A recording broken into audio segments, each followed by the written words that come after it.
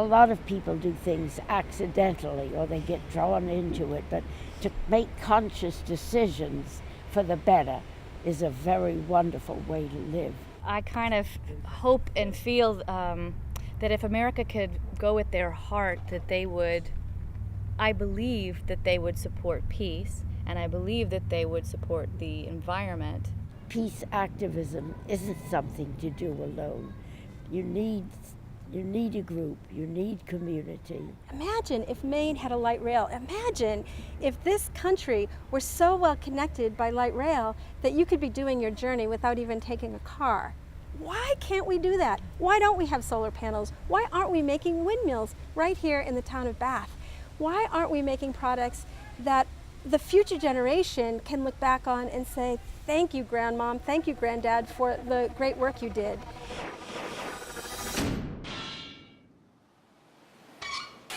So we are here in Bath, Maine with three beautiful women, and I would love for them to introduce themselves, and we'll start over here. My name is Mary Beth Sullivan. Mine's Peg McIntyre. Karen Weinberg. This is called an intentional community. Mm-hmm.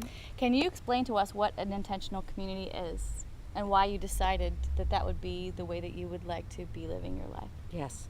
Well, I'd say less than a year ago, Mary Beth and her partner, Bruce, and I began to really consider living together. We're all peace activists. We're part of the peace community here in Maine.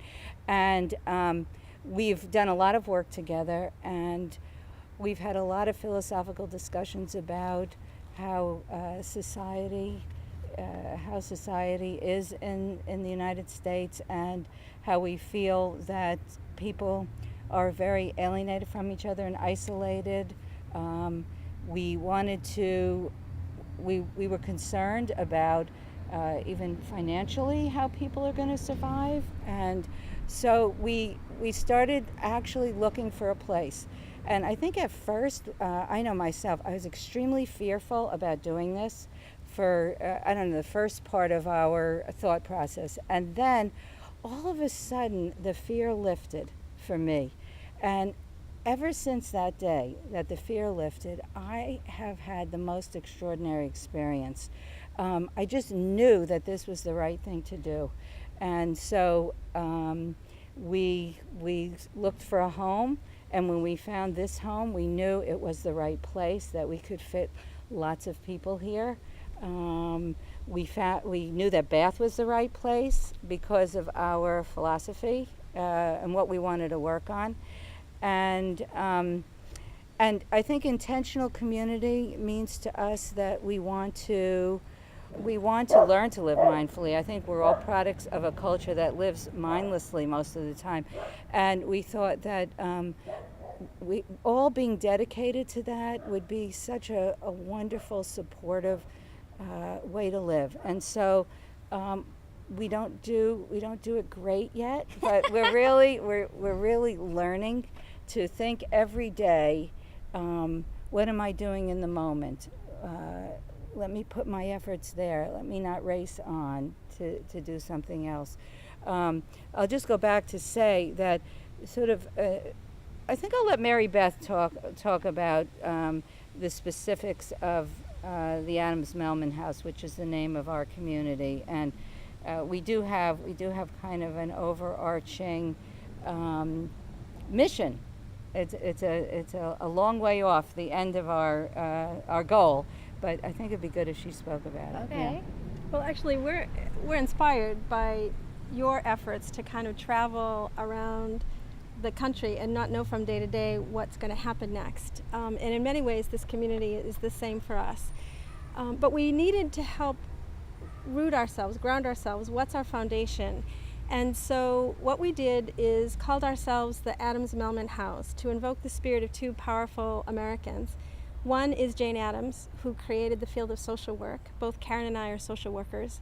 And in her time, she did a great deal of political activism that changed the way government ruled. It created a more compassionate society, if you will, by recognizing the needs of people who were poor. Thanks to the work that Jane Addams and many others did, we child labor, for example, came to an end in this country, etc. The other important thing about Jane Addams is that she was a peace activist. She opposed World War I and was articulate spokesperson for the pacifism of the time. And in the long run, she won a Nobel Peace Prize for her work. On the other hand, there's Seymour Mellman, who understood and studied the permanent war economy that exists in the United States. Seymour Mellman died just a couple of years ago, but his work was to help all of us understand our need to convert our industry to stop building weapons. Weapons is our #1 industrial export. So the idea is, let's put Americans to work, not creating the weapons to create the next war, but to build an infrastructure here in the United States, roads, bridges, roofs on houses, windmills, solar panels, alternative energies. More than half of our tax dollars go to the war machine. Seymour Mellman understood that that was an atrocity, and we want to carry on his work, expound on that, and bring to Bath, Maine, where Bath Iron Works builds Aegis destroyers, naval ships. We want to be in a position to have conversations in the local community that say, hey, maybe there's a better way for our community to be employed. Anyway. Yeah, that's beautiful. And Peg, what do you feel like is the most important reason to be here? To be here with them? Yes. Well, I always say it recharges my batteries. I haven't got a community. I work in St. Augustine and a little bit statewide, but sometimes I think I'm alone. And it's peace activism isn't something to do alone. You need a group, you need community, and you need to discuss things and find the best way to approach the problem. I get stale alone. An example is that We Vigil, a peace group that I pretty much started, called People for Peace and Justice. And we vigil every first and third Saturday of every month. But we have no new fresh ideas. We're not creative. We're doing the same thing, except that recently we started with signs to impeach. At first we started not to go into the war, then to win the war and get it over with quickly, then to bring the troops home and bring them home safely and treat the veterans well when they got here. Now we've got signs that say impeach. I don't know where it'll go next. I may have to come back up to Maine again to know where we go next. Oh, that's okay.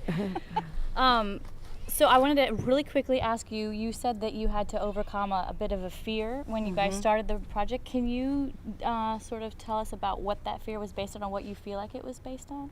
Yes. Well, it felt financial, and I suppose in some way it was. Thinking about, I'm going to join my lives with folks. We didn't do the route that a lot of people do when they're joining together to live together. They spend years writing up agreements and figuring all that out. And we did think out some things, but we really did it on a leap of faith. And knowing, having worked together and laughed together a lot and vacationed together a little, we really had a lot of trust between us, enough trust to think that if something came up, I know my accountant is just like, when she hears this, she'll say, oh my God, they're crazy. But we decided that we could do that. And as we went along, we'd figure out the rules. We knew we had some basic ideas, and that was enough.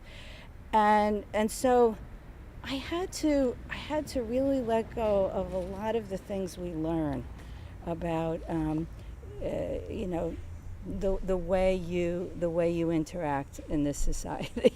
And it's amazing the questions that I had from people about such things. Oh, well, how are you going to, are you writing that up? And my God, do you realize what can happen? And so I personally just got to a point where I could let go of all of that.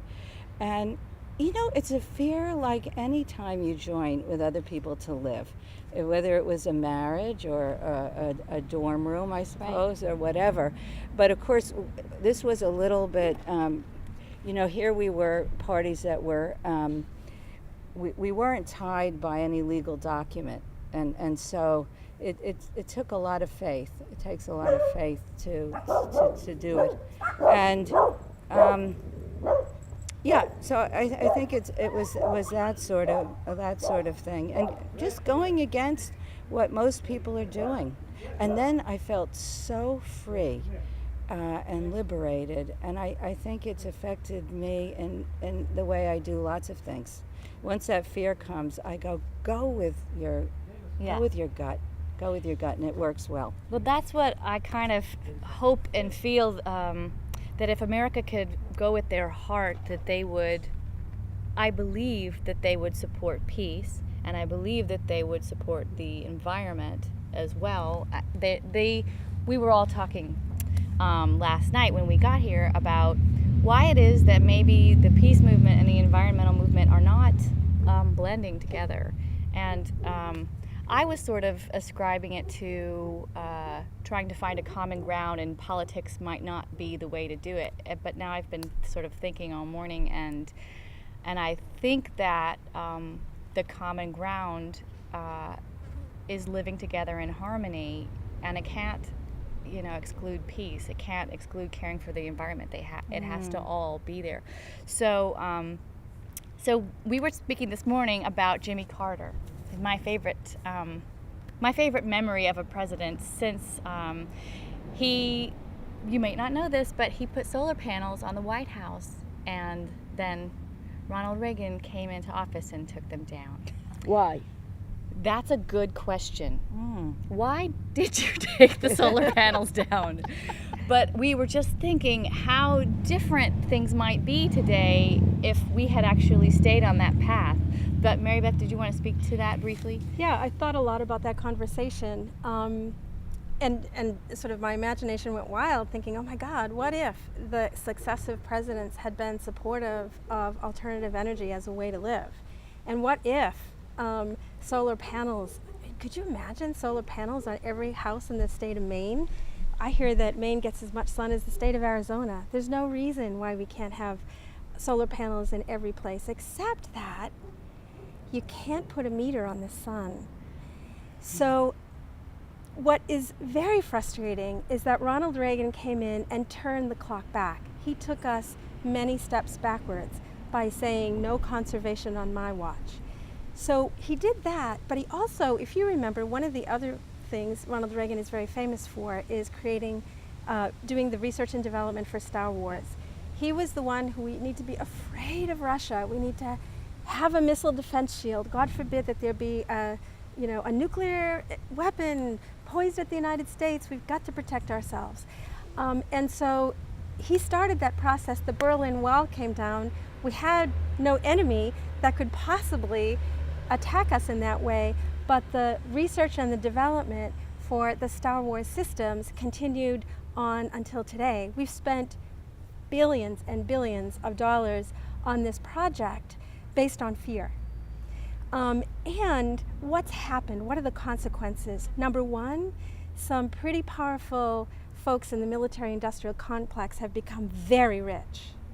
Number two, scientists whose energies could have been put into creating alternative energies, their time and energy has been spent, and I would say wasted, developing missile shields, developing more sophisticated weaponry, okay? Number three, we've gained a military dominance so that we can go to any part of the world to steal whatever we want, right? So it's Iraq's oils that we want today. Whose oil will it be in 5 years, and whose water will it be in 10 and 20 years that the United States will take when it decides to create the next war? We've determined we can engage in preemptive strike, and the American people apparently have accepted at some level that reality. So that exists. That is also Ronald Reagan's legacy, and those two elements are tied together. The other thing I think it's really important for the environmental community to understand, the United States, we have right now more than 750 military bases around the world, not in the United States, but in many parts of the world. In every single base, we're polluting. We're polluting absurdly. So we're co-opting communities, buying them off, or just going in and aggressively putting our military base somewhere. We stay there as long as we need to. When we leave, there's an environmental mess to clean up, and we may or may not choose to do that. So our military prowess, the fact that more than half of our tax dollars are going to the military, the fact that we have bases all around the world, the fact that we do preemptive strikes, that we're building weapon systems that could conquer the world 4 times over. So I guess it's just a matter of finding opportunities like this one, where the environmental movement and the peace movement come together and have conversations and come away with a better understanding of each other's work. Oh, I think that's a beautiful idea. And Wonderful. It is, right? Absolutely. Because the peace movement seems to be off by itself. We don't understand not just the connection with the environment, but with the homeless, with the challenged people, with any other group, really. And the hunger, for instance, it's very difficult. In the particular group that I work with, they are so fixed on just anti-war that they refuse to see the connection with homelessness and hunger and poverty. And it's important that we all join together in this struggle for a better world. May I comment? Yes. I was thinking in terms of the fear, and we know that the powers intentionally create fear. Just for one example, the healthcare system, how that keeps people, and certainly we've grappled with the healthcare system and what we've done, how we are going to get healthcare. It keeps people in jobs that they don't want to be in. It keeps people really paralyzed. And I think we were talking about this last night, about how the kind of work that can get done very, very, very locally, because I think it's there through connections, relationships in local communities, people can know each other, where fear can get broken down, where people can start to work on things together. I think, we can intellectually, we can try to educate people by explaining a lot of things, but I don't think that's going to get through people's paralysis, their terrible fear. I think it's through working in community on projects, on renewable energy issues, on there would be schools, issues around their schools, and getting people aware of what's happening to their children's education, and how can parents help make it better, and what's wrong, and et cetera. And helping, I think through that, people start to see they feel bad. Life doesn't seem meaningful. And I think that to address the fear, I think, and that's why I think a part of our community mission is to be in this community, to open our doors, to be part of the community, and go out to the community, and to try to break down the fear between people, so that people can begin to think differently. Yes. Yeah. I would say it seems that being environmental supports peace in so many ways, and one of which is, becoming a community, a local community, which is supporting the local community and not needing foreign oil and stopping that cycle. And then peace, of course, the exact same. They really seem the same now. It just seems like the same. It's the same. We're hearing on right-wing talk radio a lot of if we don't get them there, they're going to come and get us here. Absolutely. It's fiction. They're just trying to keep us scared, and they're trying to build up the more frightened we are, and the more they can brainwash us into that, the less protest there will be to the wasteful spending of our money and the wrongful occupation. And There's no basis for it. And I would also say, who are they? And number one, we know Al-Qaeda doesn't have a navy. We know the fear of the terrorists. It used to be the fear of the communists, the fear of individuals. It's stunning how easy it is to manipulate fear. One thing, we missed an opportunity. Karen brought to us Thich Nhat Hanh, a Buddhist monk. Oh no, I didn't bring him here. Oh, I was like, oh my gosh. I wish I could have, but no. He brought some of Thich Nhat Hanh's writings, and he wrote a beautiful essay after 9/11 in terms of his notion of what the appropriate response would be. And just imagine, had we collectively sat in a room to listen deeply to the pain, to the anguish, to the suffering, to the craziness, to whatever it was that brought individuals to a place of expressing themselves through such extreme violence. What did that mean? What was behind it? If we understand, we conquer fear. Understanding, knowledge, connection is our salvation. It will never be atomic weapons. It will never be missile defense shields. So that reality, that manipulation needs to be articulated. The other piece that we have to get clear about is, where is the money? Who is getting very rich off this war? It's not the young men and women that have given their lives so that their families can have health insurance. It's not the men and women who enter the military because they didn't do well in school and don't have a college option, because college is unaffordable in this country. You know, who is getting rich off this war? Because there are very many people who are getting rich off this war, including people who have investments in fast-moving stocks, which of course is where the military money is being spent. So we all have to do an analysis. Am I getting rich off this war? How am I benefiting? And who are the individuals who are getting super rich? Let's be clear about the ways in which we're being manipulated.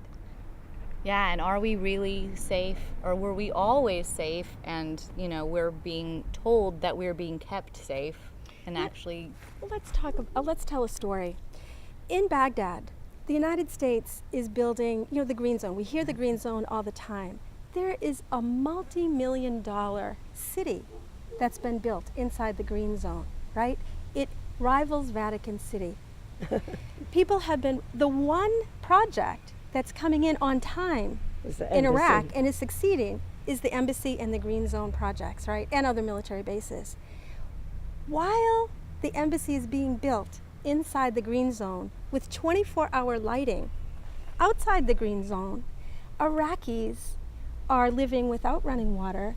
Maybe they have 2 hours a day of electricity. Their sewage systems, nothing functions outside the Green Zone. It isn't that it can't function, it's that our priorities are very different. If we've got to sit down, we say they will come and get us. We have to protect our way of life. Our way of life. In America, we have people who are homeless. In America, we have people who are without health insurance. In America, we have people who are suffering. The way of life that's being protected is whose way of life? Theirs. Is whose way of life? It's a way of life for people who live at a standard that puts blinders on the reality of the suffering in our own country, let alone the reality of this suffering among ordinary Iraqi citizens in their own country. So we've got to wake up and look deep. We can't just listen to slogans and believe them. We need to put on our thinking caps and see what's really going on.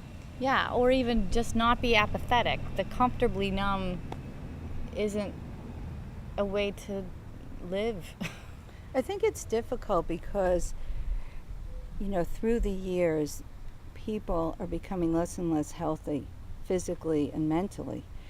And one of the, mental, one of the considerations in that is when people aren't healthy mentally, it's easy to make an other. And when people are in pain, as so many people in this country are, people are looking for some place to place their anger, their rage, their pain. it's hard for people to look inside. And so the less healthy people get from, not homes where they can be nurtured so well because everyone's out working 3 jobs, and schools that really aren't paying too much attention to the nurturing and the values, etc. And all the systems that people are just primed to be able to create. They're looking for another, so it's like a vicious circle. And I worked at a homeless teen center before I moved here, and when you see what's happening to loads and loads of young people, and how in pain they are, and it's not just a few, it's a huge piece of this generation. That the corporate powers, we have a society that's just ripe for the picking, because people can't deal with their own pain, so they're looking for Iraq or Iran or some other country to hate, and it's complicated. Well, I hear what you're saying, and we noticed that after September 11th in New York City, where we live, that people generally sort of turn their ire toward each other every day. And then, of course, September 11th happened, and everyone was holding subway doors open for each other, which they didn't ever normally do. There wasn't any snapping at people. People were catching eyes with each other on the street, even touching each other as they went by. It doesn't happen. And within a couple of weeks, it didn't happen yet again. Right. But it spoke to me that we do really want community, but we don't know how to do it. We have trouble. We just don't understand. And unfortunately, being attacked by, another country gave us an opportunity to hold hands. And we didn't have to feel embarrassed about that. We felt that we needed to. And we let ourselves need each other in a way that I wish that we could, do not in wartime. I don't understand why it has to be, that we're being attacked for us to be able to, hold hands, kind of. I just want to say one thing. We weren't attacked by another country. Right. We were attacked by Al-Qaeda, they say. Yes. I mean, we don't really know still what happened. We did a terrible job of investigating what happened on that day. Right. And maybe it wasn't all from the outside either. Maybe not. Well, we know that the consequences have been, again, endless war, endless fear. We're standing up to resist that. We are not afraid. I am not afraid of Al-Qaeda. I am not afraid of George Bush. I'm not afraid of Rush Limbaugh. We are living our life. We're growing a garden. We're embracing the community, and we are standing up for change.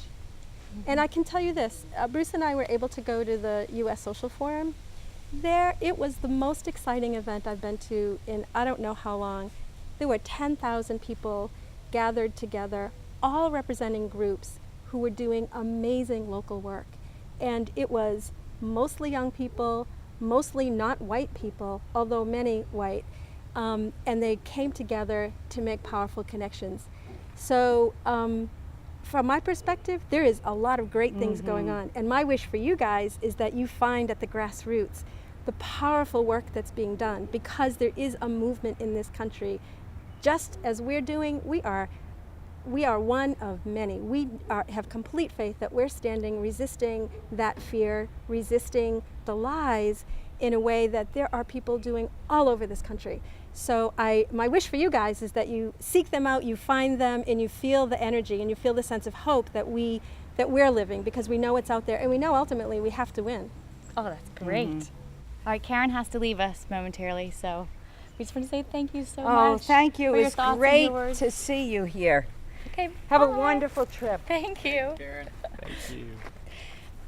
So I know that youth is getting involved, is really starting to get involved, and inner city youth particularly, which is so encouraging. We've found several cities where there are city farms where inner city youth come and are learning to connect with the earth, and it seems to be making a great difference. Yes. And so I was wondering if you had any kind of other ideas of ways that young people can really start to be involved in peace and in their community. Well, actually, they are involved. I mean, people have understood that the mainstream media don't tell us the truth. They don't tell us the whole story. So I'm seeing so much activity happen on the internet. There is so much knowledge, not all of it crystal clear, but there's a lot of good knowledge and sharing of information out there. Peg has been on this planet longer than the rest of us have, and we'd love to get her view of how things have changed and what is your vision? My vision is a lot like that Mary Beth just mentioned about the youth getting active again. Because when I was a kid and a teenager and in my 20s and 30s, we were very active. There was a good student movement. There was a good feeling that we had some control over our lives. And then it seems to have gotten lost. And for instance, at the meeting that I went to last night and the meetings that we have of our different peace groups in St. Augustine, we're all middle-aged and up. And the fact that there are youth and that they are thinking and planning and want to do something better, not just for themselves, but for the world, is absolutely my goal in life. That's what Grandmothers in Peace for Peace are. I don't know if you know the movement, but it was a little silly gesture, but it got tremendous publicity to try to enlist. Then we said we'd go to war and let the young folks come home to their parents, to their children, and it got huge publicity. It was a kind of a mixed message, you know, we'll go to the war instead of there should be no war. But it's the idea of the generation gap that's really bad. There has to be that connection also. But there's not much sense in just a bunch of old people sitting around and discussing and putting on fairs and putting on protest walks and vigils if the young don't come and take their place. They have to stand up. They have to know that the future is theirs and that we depend on them. Okay. How old are you, by the way, Peg? How what? How old are you? I'll be 97 in a month. Awesome. That's more than all of you put together. I mean, they've been very good years. I've had a very good life. I came from a middle-class family, and I think some of you heard that I said I kicked in my mother's belly, and I kicked my father's bank account, and I left college in the middle to get married. Then I married a union organizer, the Farmers Union. But we began it in Louisiana, and it wasn't a union then, it was an onion. It was the only way we could say that we were having a meeting. The farmers would discuss an onion. Actually, our problem was citrus, and we did a wonderful job, and we finally gained admission as a Louisiana State Farmers Union into the national. Oh, wow. What you were mentioning also earlier about... So I had a lot of farm experience at that time with different crops and where agriculture played a part in the world economy. That was very interesting. Oh, that's great. You were mentioning earlier about recycling? Oh, that's important.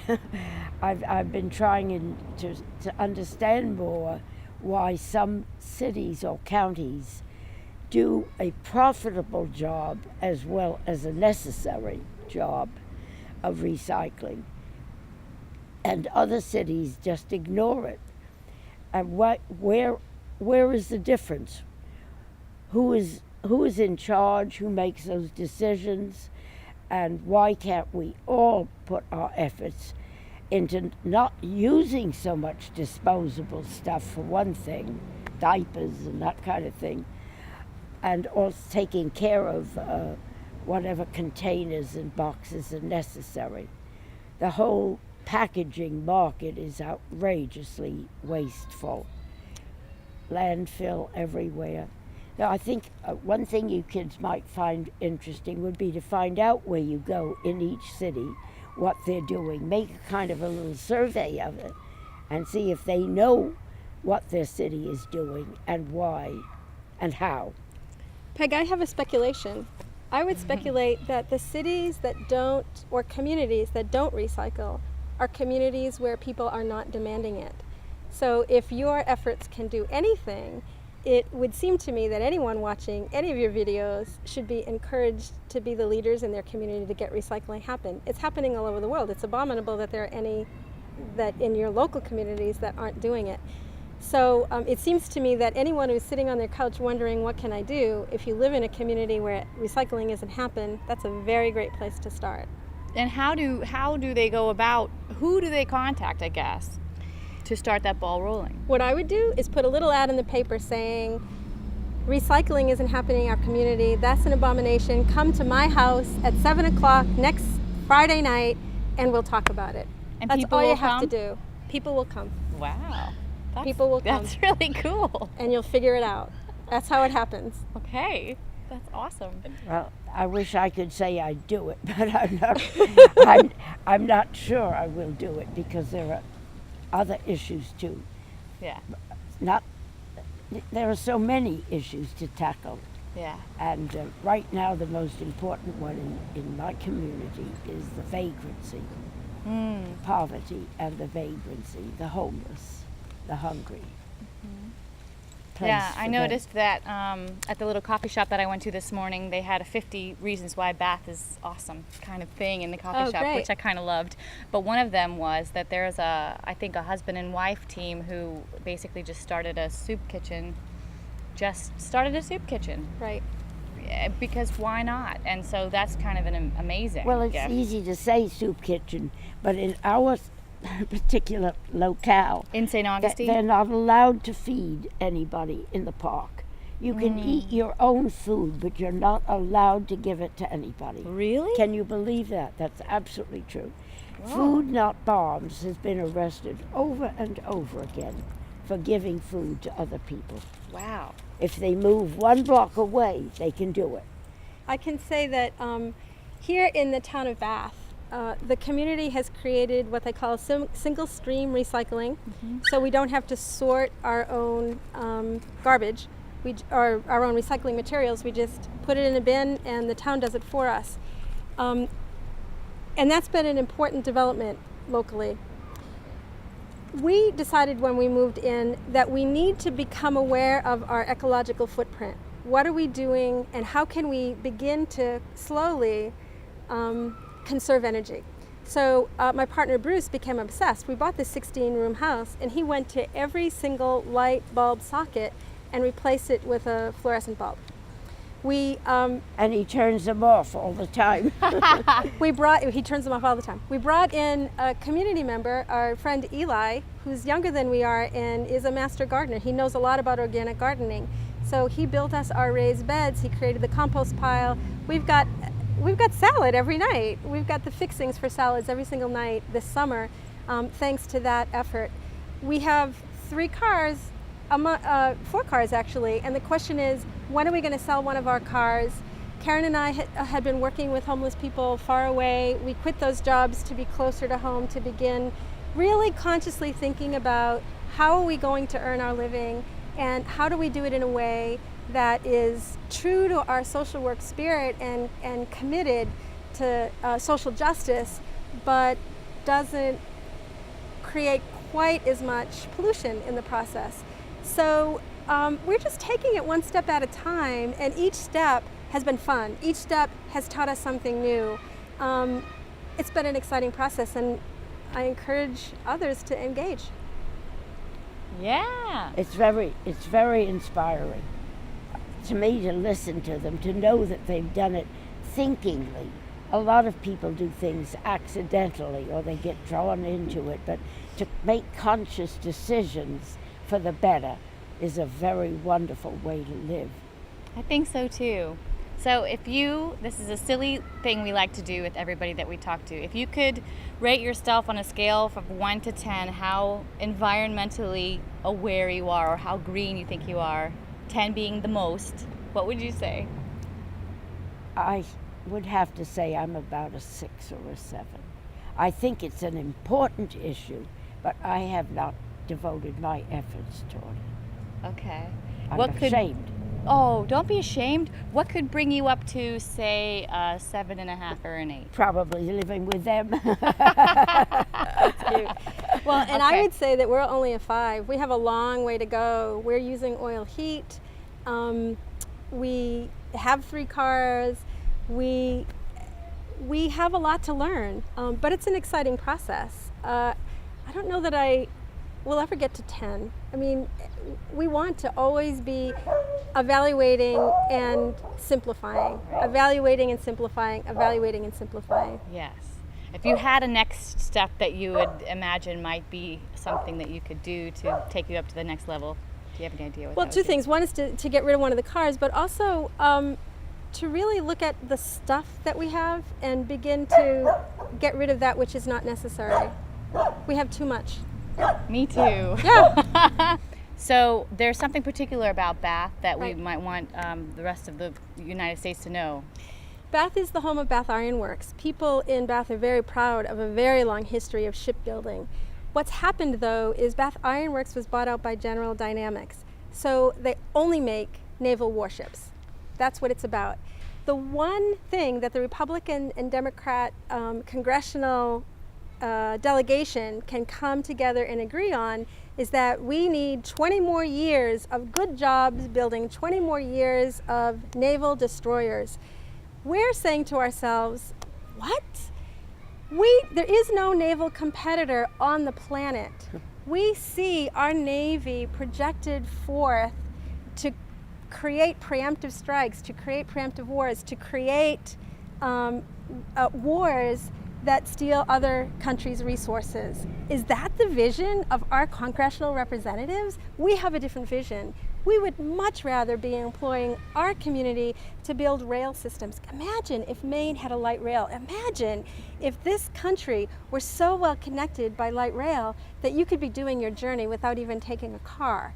Why can't we do that? Why don't we have solar panels? Why aren't we making windmills right here in the town of Bath? Why aren't we making products that the future generation can look back on and say, thank you, grandmom, thank you, granddad, for the great work you did. Now, what are our grandchildren going to say? Was the ship you made part of shock and awe in Iraq, Daddy? You know, it's a horrible legacy to give to our children. We need to be taking the tax dollars that we're investing in global domination, global military domination. We need to take that money back, rein in this exorbitant waste, and bring it home, bring it to a place where we're building a sustainable future for all of us. Thank you. That's why we're here. She's Thank terrific. you. She is terrific. Well, okay, are we okay? Well, I want to thank you guys so much. thank Love you you. guys. You must be like, oh, my knees would be hurting by now. Thank you, Mary Beth, Oh, so Julie, much. Mwah. thank you, We darling. thank you, because we depend on you for the future. Well, we'll do our best. We'll work it out. Thank So, you both. Girl power. Girl power. Go. Girl power. Peace. Peace. No.